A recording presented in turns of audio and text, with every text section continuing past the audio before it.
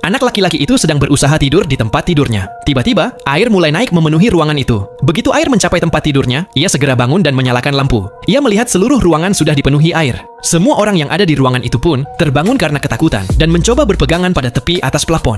Namun air terus naik. Rasanya seolah-olah mereka semua akan tenggelam. Lalu, salah satu anak laki-laki berteriak dan mengatakan kalau di dalam toilet mereka bisa bernapas. Sebelum ia sempat menyelesaikan kalimatnya, permukaan air sudah mencapai plafon. Mereka semua dengan cepat berenang menuju toilet karena itu satu-satunya harapan mereka. Namun, Exi tidak menuju toilet seperti yang lain. Sebaliknya, ia pergi ke pintu. Ia berusaha membukanya dengan sekuat tenaga, tetapi tekanan air terlalu kuat sehingga pintu itu bahkan tidak bergerak sedikit pun.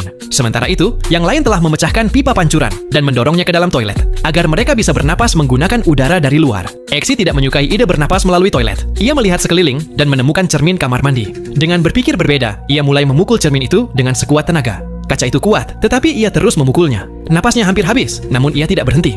Akhirnya, cermin itu pecah. Air keluar dari ruangan dengan deras, dan yang lain pun berhasil melarikan diri lewat arah itu juga. Mereka semua selamat. Seorang pria botak berdiri tidak jauh dari sana. Ia melihat jam tangannya, menulis sesuatu di buku catatannya, dan berkata, "Ini adalah ujian kalian. Kalian semua menemukan cara masing-masing dan berhasil. Tetapi kalian lupa hal terpenting, yaitu kerja sama tim. Karena itu, salah satu rekan kalian tertinggal." Setelah itu, ujian berikutnya pun dimulai. Kali ini, mereka dibawa ribuan kaki ke atas langit. Mereka harus melompat turun dengan bantuan parasut. Satu persatu semua orang melompat dari pesawat, kecuali satu gadis yang takut untuk melompat.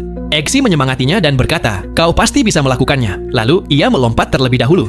Saat terjun bebas, semua orang menikmati lompatan itu. Beberapa bahkan melakukan putaran di udara. Tak lama kemudian, gadis itu akhirnya melompat dan bergabung dengan mereka. Semua orang mengira misi ini cukup mudah. Tiba-tiba, pria botak yang bernama Man berkata, "Ada 6 dari kalian, tapi hanya 5 parasut yang berfungsi. Salah satu dari kalian tidak akan selamat. Selain itu, kalian harus mendarat tepat di titik yang telah ditandai di bawah. Jika meleset, kalian gagal dalam ujian ini."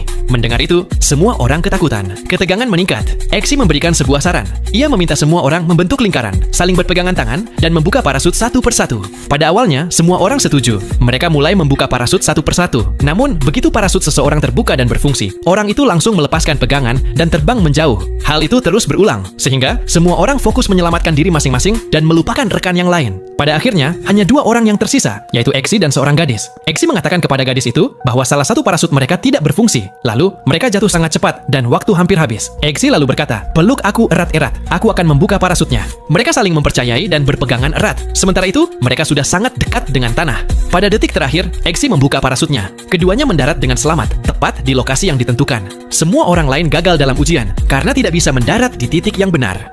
Nah, cuplikan adegan film ini bisa kalian saksikan dengan judul Kingsman The Secret Service 2014.